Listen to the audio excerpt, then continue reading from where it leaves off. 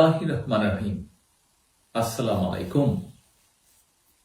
বাংলাদেশ জাতীয়তাবাদী দল বিএনপির 42তম প্রতিষ্ঠা বার্ষিকীতে আমি প্রথমে শুভেচ্ছা জানাচ্ছি সারা দেশে বিএনপির সর্বস্তরের নেতা কর্মী, শুভাকাঙ্ক্ষী, সমর্থক এবং বিশেষ করে দেশপ্রেমিক জনগণকে, যাদের ভালোবাসায় সিক্ত হয়ে দলটি প্রতিষ্ঠার পর থেকে আজ পর্যন্ত সবচেয়ে জনপ্রিয় এবং বিশ্বস্ত রাজনৈতিক দল হিসাবে মানুষের আস্থা অর্জন করতে সক্ষম হয়েছে। জনগণ বিশ্বাস করে বাংলাদেশের রাজনীতিতে বিএনপি একটি রাজনৈতিক দল, যাদের কাছে নিরাপদ বাংলাদেশ, যাদের কাছে নিরাপদ গণতন্ত্র, যাদের কাছে নিরাপদ মানুষের স্বাধীনতা এবং সম্মান। বিএনপির প্রতিষ্ঠা বার্ষিকীর এই শুভ লগ্নে আমি শ্রদ্ধা ভরে স্মরণ করছি বিএনপির প্রতিষ্ঠাতা, স্বাধীনতার ঘোষক শহীদ রাষ্ট্রপতি জিয়াউর রহমানকে, যিনি বাংলাদেশে গণতন্ত্র পুনর্জীবিত করে গিয়েছিলেন, সংবাদপত্রের স্বাধীনতা ফিরিয়ে দিয়েছিলেন। বিএনপি গঠনের আগে আওয়ামী লীগ সহ নিষিদ্ধ ঘোষিত রাজনৈতিক দলগুলোকে পুনরায় নিজ নিজ দলীয় পরিচয়ে রাজনীতি করার সুযোগ করে দিয়েছিলেন। আমি বিশেষভাবে উল্লেখ করতে চাই দেশনেত্রী বেগম খালেদা জিয়ার কথা, যার আপোষহীন নেতৃত্ব ও ব্যক্তিত্ব বিএনপিকে পৌঁছে দিয়েছে টেকনাফ থেকে তেতুলিয়া, রূপসা থেকে পাথুরিয়া, দেশের প্রতিটি এলাকা, প্রতিটি অঞ্চলে অধিকাংশ মানুষের হৃদয়ে। তিনি মাদার অফ ডেমোক্রেসি। দলের প্রতিষ্ঠাকাল থেকে আরম্ভ করে আজ পর্যন্ত বিএনপির অসংখ্য নেতা, কর্মী, সমর্থক ইন্তেকাল করেছেন। অনেকে বিভিন্ন সময় ক্ষমতাসীনদের নির্মমতার শিকার হয়ে প্রাণ দিয়েছেন। দলের জন্য তাদের মেধা, শ্রম, সাহস আজ বিএনপিকে দেশের সবচেয়ে জনপ্রিয় এবং নির্ভরযোগ্য সংগঠনে পরিণত করেছে। তাদের অবদান শ্রদ্ধার সঙ্গে আমি আজ স্মরণ করছি। মহান আল্লাহর দরবারে তাদের আত্মার মাগফিরাত কামনা করছি। সারা দেশে দলের বিভিন্ন পর্যায়ে অনেক নেতা, কর্মী, সমর্থক শুধুমাত্র বিএনপি করার কারণে এই অবৈধ সরকার এবং তাদের লেলিয়ে দেওয়া সন্ত্রাসীদের দ্বারা নির্যাতিত হয়েছেন।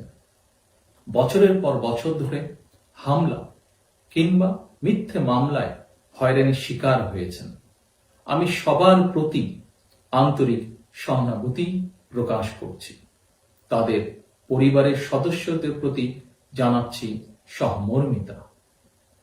আজ আমি আবার একটি প্রতিশ্রুতি পুনর্ব্যক্ত করতে চাই। গণতন্ত্র প্রতিষ্ঠার সংগ্রামে বিভিন্ন সময়ে যারা আত্মত্যাগ করেছেন, নির্যাতন, নিপীড়নের শিকার হয়েছেন, জনগণের সমর্থনে আগামী দিনে বিএনপি আবারও রাষ্ট্র পরিচালনার সুযোগ পেলে গণতন্ত্রের জন্য তাদের ত্যাগ ও অবদান অবশ্যই শ্রদ্ধার সঙ্গে মূল্যায়ন করা হবে ইনশাআল্লাহ। প্রিয় দেশবাসী এবং বিএনপির নেতা ও কর্মীবৃন্দ, দেশের সবচেয়ে জনপ্রিয় এবং জনসমর্থিত দল হওয়া সত্ত্বেও বাংলাদেশের অগ্রযাত্রা বিরোধী দেশি বিদেশি নানা অপশক্তির ষড়যন্ত্রে দেশে গণতন্ত্রের কবর রচনা করা হয়েছে, মানবাধিকারের কবর রচনা করা হয়েছে। গত 1 দশকেরও বেশি সময় ধরে বিএনপিকে ক্ষমতা থেকে দূরে রাখার অপচেষ্টা অব্যাহত রয়েছে। দেশে এখন সরকারি বয়ানের বাইরে জনগণের কিছু বলার কিংবা গণমাধ্যমে স্বাধীন মত প্রকাশের স্বাধীনতা নেই। বর্তমানে এক শ্বাসরুদ্ধকর পরিস্থিতির মধ্যে দিয়ে অতিবাহিত হচ্ছে মানুষের জীবন। একদিকে স্বৈরাচারী শাসকের শোষণে নিষ্পেষিত জনগণ, অপরদিকে মরণঘাতী করোনা ভাইরাস, কয়েকটি জেলায় বন্যার ভয়াল থাবা, আর সব মিলিয়ে চলছে দেশে এক নীরব দুর্ভিক্ষ পরিস্থিতি। বেড়েই চলেছে চাল, ডাল, আটা, তেল সহ নিত্য প্রয়োজনীয় দ্রব্য মূল্য। চারদিকে এমন বিপদের মধ্যে বাংলাদেশের জন্য আরেকটি বড় সমস্যা মিয়ানমার থেকে আশ্রয় নেওয়া প্রায় 11 লক্ষ রোহিঙ্গা জনগোষ্ঠী। রোহিঙ্গা পরিস্থিতি ক্রমেই জাতীয় সংকটে রূপ নিচ্ছে। গত 3 বছরেও বাংলাদেশ একজন রোহিঙ্গাকেও তাদের জন্মভূমি মিয়ানমারে ফেরত পাঠাতে পারেনি। নিশিরাতের সরকারের নতজানু কূটনীতির কারণে রোহিঙ্গা ইস্যু মোকাবেলায় আন্তর্জাতিক বিশ্বে বাংলাদেশ হয়ে পড়েছে একা। প্রতিটি ঘটনাকেই সরকার হীন ও দলীয় স্বার্থে ব্যবহার করতে গিয়ে বারবার দেশকে বিপদের মুখে ঠেলে দিয়েছে। 2009 সালের ফেব্রুয়ারি মাসে বিডিআর পিলখানার সুপরিকল্পিত সেনা হত্যাযজ্ঞের বিভীষিকাময় স্মৃতি জনগণ এখনো ভুলে যায়নি। সেই নারকীয় সেনা হত্যাযজ্ঞে দলীয়ভাবে আওয়ামী লীগ লাভবান হলেও অপূরণীয় ক্ষতি হয়েছে বাংলাদেশের। বিডিআর বিদ্রোহের নামে পিলখানায় সেনার হত্যাযজ্ঞ না ঘটলে এত বিপুল সংখ্যক রোহিঙ্গা জনগোষ্ঠীকে বাংলাদেশের দিকে কেউ ঠেলে পাঠানোর সাহস পেত কিনা, অথবা অবসরপ্রাপ্ত মেজর সিনহাকেও এভাবে পুলিশের হাতে নির্মমভাবে প্রাণ দিতে হতো কিনা জনমনে এমন জিজ্ঞাসা রয়েছে। মেজর সিনহার নির্মম হত্যাকাণ্ডে আবারও প্রমাণিত হয়েছে ক্ষমতা টিকিয়ে রাখতে বর্তমান সরকার পুলিশ বাহিনীর ভেতরে একটি পেশাদার খুনি বাহিনী তৈরি করেছে। পুলিশের ইউনিফর্ম পরা পেশাদার এই খুনি গ্রুপটির কাছে রাজনৈতিক দলের নেতাকর্মী, ভিন্ন মতের মানুষ, পেশাজীবী মানুষ, সাধারণ মানুষ কিংবা সেনাবাহিনীর কর্মকর্তা সবাই সমান। এই খুনি গ্রুপটি যাকেই খুন করুক তাকে সরকার বিরোধী প্রমাণ করা গেলে 7 খুন মাফ। ফলে মেজর সিনহা হত্যাকাণ্ড কোনো বিচ্ছিন্ন ঘটনা নয়, বরং টেকনাফে ওসি প্রদীপের সাম্রাজ্যে এটি তার 205 নম্বর হত্যাকাণ্ড। শুধু টেকনাফ থানাতেই নয়, দেশের প্রতিটি থানাতেই এভাবে হত্যাকাণ্ড চলছে। ভিন্ন দল কিংবা মতের হাজার হাজার মানুষকে গুম কিংবা খুন করা হয়েছে এবং প্রতিনিয়ত হচ্ছে। প্রিয় দেশবাসী, অবৈধ বর্তমান ক্ষমতাসীন সরকারটি একাধারে প্রায় 11 বছর ধরে রাষ্ট্র ক্ষমতা দখল করে আছে। একটি রাজনৈতিক দলের একটানা এতদিন ক্ষমতায় থাকার পর প্রতিপক্ষ রাজনৈতিক দলের বিরুদ্ধে মিথ্যাচারের পরিবর্তে এতদিন তাদের নিজেদের সাফল্যের কথা বলার মতন সক্ষমতা অর্জন করার কথা। অথচ গণতন্ত্র হত্যা, মানুষ খুন, গুম, দুর্নীতি আর টাকা পাচার ছাড়া গর্ব করে বলার মতন এই সরকারের কোনো সাফল্য নেই। গণমাধ্যমে এতদিন তারা উন্নয়ন জিগির তুলেছে, অথচ দেখা যাচ্ছে এরা এতদিন জনগণের সঙ্গে শুধু প্রতারণাই করেছে।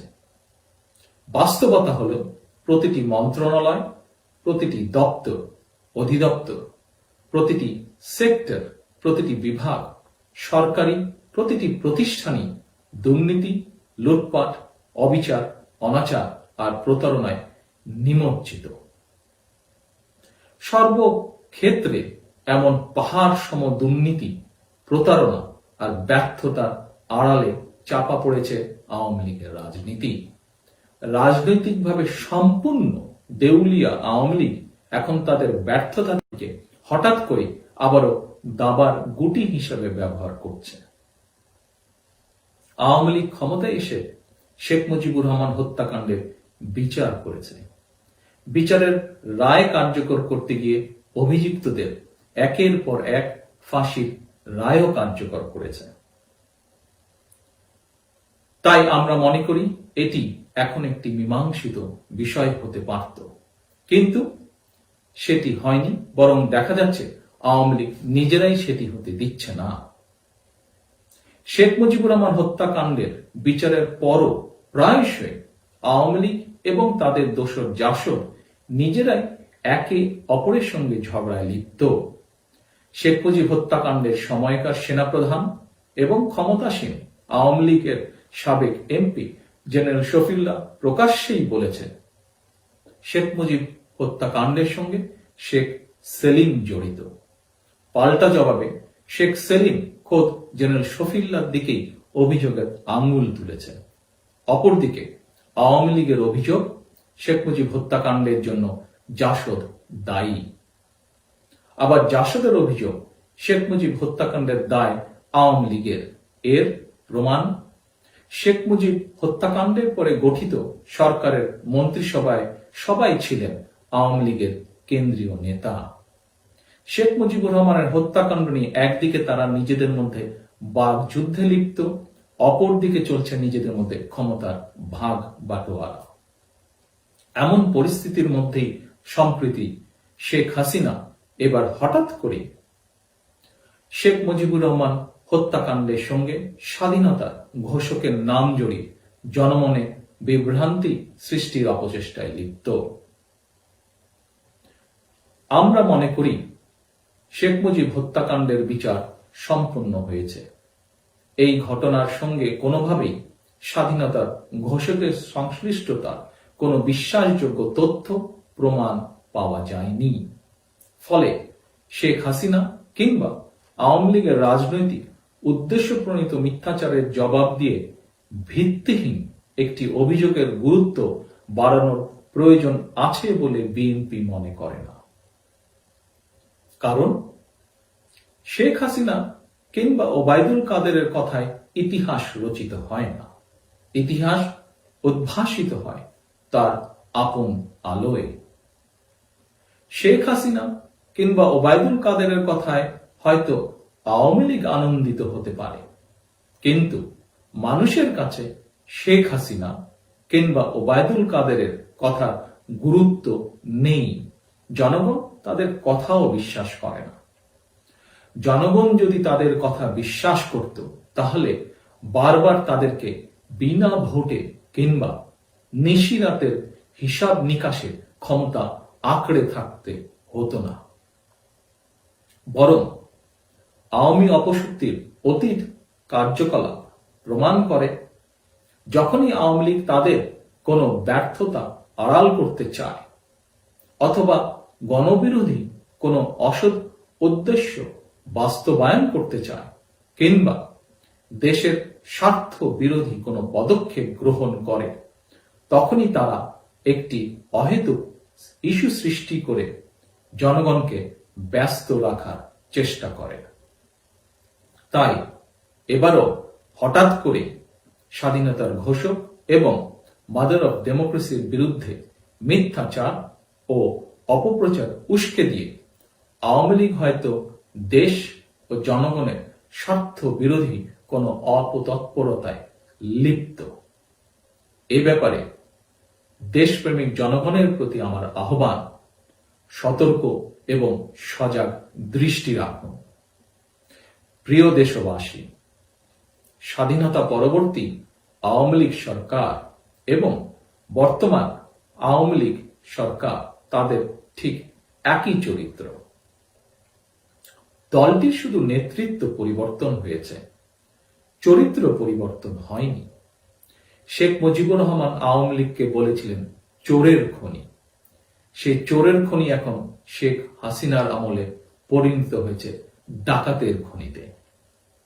প্রিয় দেশবাসী, কোভিড-19 পরিস্থিতি মোকাবেলায় ক্ষমতাসীন সরকারের সামনে এই মুহূর্তে সবচেয়ে অগ্রাধিকার ইস্যু হওয়া উচিত দেশের মানুষের জন্য করোনা ভাইরাসের ভ্যাকসিন প্রাপ্তি নিশ্চিত করা।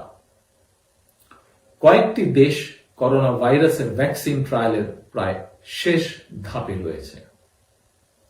তাই করোনা ভাইরাসের ভ্যাকসিন প্রাপ্তি নিশ্চিত করতে বাংলাদেশ ভ্যাকসিনের থার্ড ফেজের ক্লিনিক্যাল ট্রায়ালের অনুমতি দেওয়ার পাশাপাশি আমাদেরকে সম্ভাব্য সকল বিকল্প সম্পর্কে সজাগ থাকতে হবে। আমাদেরকে global alliance for vaccine and ইমিউনাইজেশনের সদস্য হতে হবে। বিশ্ব স্বাস্থ্য সংস্থা এবং ভ্যাকসিন গবেষণা ও উৎপাদনকারী প্রতিষ্ঠানগুলোর সঙ্গেও নিবিড় যোগাযোগ স্থাপন করতে হবে, যাতে যথাসময় করোনা ভ্যাকসিন পেতে বাংলাদেশকে সমস্যায় পড়তে না হয়। তবে দুর্নীতিতে চ্যাম্পিয়ন শেখ হাসিনা সরকারকে সতর্ক করে দিয়ে বলতে চাই, করোনা ভ্যাকসিন সংগ্রহে দুর্নীতির আশ্রয় নেবেন না। মানুষের জীবন বাঁচি রেখে দুর্নীতি করবেন না।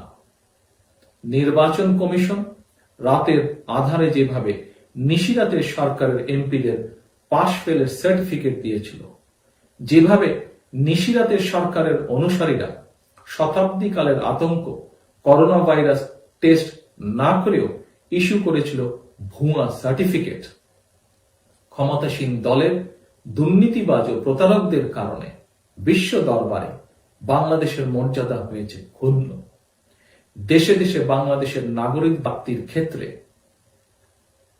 যাতে আর কোনো কেলেঙ্কারি না ঘটে সে ব্যাপারে এই দুর্নীতিবাজ সরকারকে সতর্ক করে দিয়ে বলতে চাই, স্বাস্থ্য খাতে সীমাহীন দুর্নীতি এবং অব্যবস্থাপনার কারণে জনগণ বিশ্বাস করে একমাত্র সেনাবাহিনী পারে কোভিড-19 ভ্যাকসিন সঠিকভাবে প্রতিটি মানুষের কাছে পৌঁছে দিতে। প্রিয় দেশবাসী, বিএনপি রাষ্ট্র পরিচালনায় অভিজ্ঞতা সম্পন্ন একটি দল। জনগণের সমর্থন নিয়ে বিভিন্ন মেয়াদে বিএনপি একাধিকবার রাষ্ট্র পরিচালনার সুযোগ পেয়েছে। শহীদ রাষ্ট্রপতি জিয়াউর রহমানের শাসনামলে বাংলাদেশ পেয়েছিল আধুনিক রাষ্ট্রের মর্যাদা। বাংলাদেশকে তলাবিহীন ঝুড়ির অপবাদ ঘুচিয়ে দিয়েছিলেন শহীদ জিয়া। দেশনেত্রী বেগম খালেদা জিয়ার শাসনামলে বিশ্বে বাংলাদেশ এশিয়ার ইমার্জিং টাইগার হিসেবে পেয়েছিল পরিচিতি। এই বাস্তবতায় বিএনপির 42তম প্রতিষ্ঠা বার্ষিকীর এই শুভ লগ্নে আমি দেশ এবং জনগণের স্বার্থে ক্ষমতাসীনদের প্রতি একটি আহ্বান জানিয়ে বলতে চাই, মিথ্যাচার, প্রতিহিংসা এবং কূটতর্কের রাজনীতি থেকে বেরিয়ে আসুন। ব্লেম গেমের রাজনীতির পরিবর্তে জনগণের আস্থা অর্জনের চেষ্টা করুন। স্বাধীনতার ঘোষকের বিরুদ্ধে মিথ্যাচার বন্ধ করে বরং তার অন্যতম একটি যুগান্তকারী ভালো কাজের মতন আপনারাও একটি ভালো কাজ করার চেষ্টা করুন দেশের মানুষের জন্য। প্রিয় দেশবাসী, আপনাদের অনেকেরই মনে থাকার কথা, ডিপথেরিয়া, হোপিং কফ, ধনুষ্টঙ্কার, পোলিও, হাম এবং যক্ষ্মা এই 6টি রোগ মোকাবেলায় 1979 সালের 7 এপ্রিল তৎকালীন রাষ্ট্রপতি জিয়াউর রহমান বাংলাদেশে প্রথমবারের মতো প্রতিটি শিশুকে বিনামূল্যে সার্বজনীন বিসিজি টিকা দান বাধ্যতামূলক করেছিলেন। শহীদ জিয়ার দূরদর্শী সেই সিদ্ধান্তটি ছিল রাষ্ট্রের পক্ষ থেকে নাগরিকদের জন্য একটি বিনিয়োগ। এ প্রসঙ্গে আমি চিকিৎসা বিজ্ঞান সাময়িকী সেল রিপোর্টার্স মেডিসিনে গত 5ই অগস্ট প্রকাশিত একটি গবেষণা প্রতিবেদনের কথা উল্লেখ করতে চাই। নেদারল্যান্ডস, অস্ট্রেলিয়া, ডেনমার্ক, গ্রিস ও জার্মানির বিভিন্ন বিশ্ববিদ্যালয় ও গবেষণা প্রতিষ্ঠানের 24 জন বিশেষজ্ঞের একটি গবেষণা নিবন্ধে বলা হয়, বিসিজি টিকা নেওয়া ব্যক্তিদের করোনা ভাইরাস জনিত অসুস্থতা কম থাকে। সুতরাং এটি প্রমাণিত বিনামূল্যে বাধ্যতামূলকভাবে বিসিজি টিকা দেওয়ার ব্যাপারে শহীদ জিয়ার সেই দূরদর্শী সিদ্ধান্তটির সুফল বর্তমানে বাংলাদেশ পাচ্ছে। শহীদ জিয়া যেভাবে প্রত্যেক শিশুর জন্য বিনামূল্যে বিসিজি টিকা দানের ব্যবস্থা নিয়েছিলেন, একইভাবেও বর্তমানে দেশের প্রতিটি নাগরিকের জন্য বিনামূল্যে করোনা ভাইরাসের টিকার ব্যবস্থা করতে হবে। কারণ বিনামূল্যে করোনা ভাইরাসের টিকা পাওয়া সকল নাগরিকের অধিকার। এটি নাগরিকদের মৌলিক মানবাধিকার। প্রিয় জাতীয়তাবাদী শক্তির নেতা, কর্মী, সমর্থক এবং শুভাকাঙ্ক্ষীবৃন্দ, পরিশেষে আমি আপনাদের দৃষ্টি আকর্ষণ করে বলতে চাই, আসুন আমাদের উদ্দেশ্য, আমাদের স্লোগান, আমাদের লক্ষ্য হোক একটি। দেশ নেত্রী সেই আহ্বান, দেশ বাঁচাও, মানুষ বাঁচাও। তাই দেশ বাঁচাতে, মানুষ বাঁচাতে কারো আদেশের জন্য অপেক্ষা করার প্রয়োজন নেই। সময় পরিস্থিতি বিবেচনা করে যার যার নিজ এলাকায় নিজ অবস্থান থেকে ঐক্যবদ্ধভাবে গুম, খুন, অপহরণ, দুর্নীতি, অন্যায়, অবিচার, অনিয়মের বিরুদ্ধে ঐক্যবদ্ধভাবে রুখে দাঁড়ান। বিজয় অনিবার্যভাবে হবে জনগণের, বিজয় অনিবার্যভাবে হবে গণতন্ত্রের, ইনশাআল্লাহ। বাংলাদেশ জিন্দাবাদ, বাংলাদেশ জাতীয়তাবাদী দল জিন্দাবাদ। আল্লাহ হাফেজ।